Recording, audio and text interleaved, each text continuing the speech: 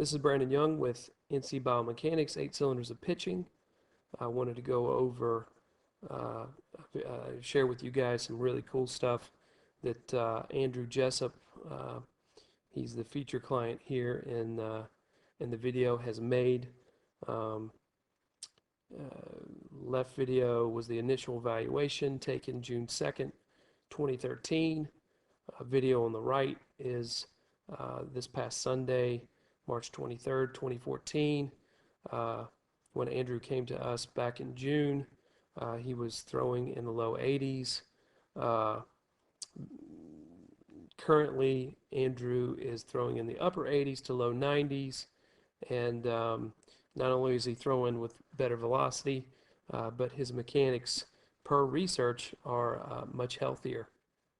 So I just wanted to point out a few things that have helped Andrew propel his velocity. And as any pitching coach or biomechanical expert can tell you, the changes that he's made are not easy to make. So they look easy. However, Andrew's put hours and hours into this, and he's had outstanding instruction from Moose to help him achieve these changes. Plus, he's had several biomechanical evaluations to fine-tune achieving these motions. First thing you can look at is the back leg load. It's much more efficient on the right. Some of the bigger muscles will have a much easier time working in this position as opposed to on the left. Going forward, you guys can already see much more athletic position on the right. And as we proceed forward to even before the foot contacts the ground, you can already see Andrew posturing up. So he's going to continue to spin off the baseball, where here on the right, he is maintaining an athletic position.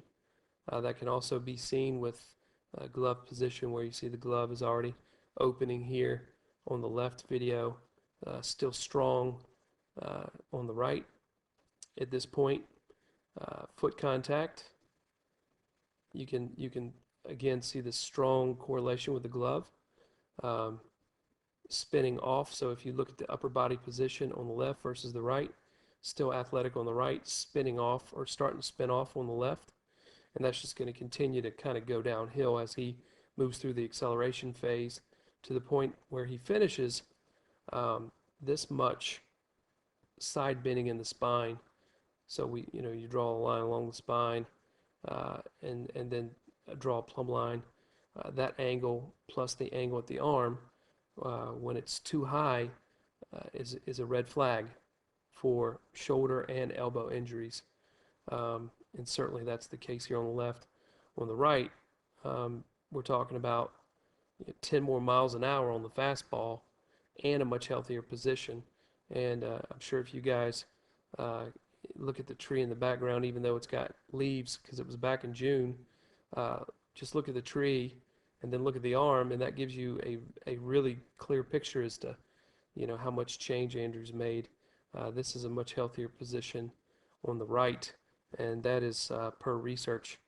There was a really good research article on body position and arm release, and this is an excellent one here. There are a lot of small things go into achieving this. I wish it was just easy as saying, "Hey, Andrew, do this or the other."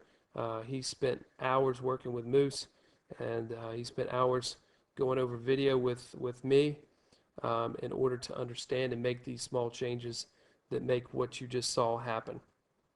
The other thing you can see is a much earlier handbrake on the left, and we go forward some frames. See on the right, he still hasn't broken his hands. Finally broke his hands here. Going to be a little bit more deceptive to the hitter. Here on the old video, you can see his arm. You can also see the ball. Hitter's going to be able to see that. Here on the right, he hides it a lot better, so that's going to help with the deception, which is one of the keys to being a successful pitcher. Thanks for for listening to this video, and we're hoping to continue to repost. Uh, great progress with Andrew. He's definitely determined, and this guy's not going to stop till he's on somebody's 40-man roster. Thanks again, Brennan Young, PT, NC Biomechanics.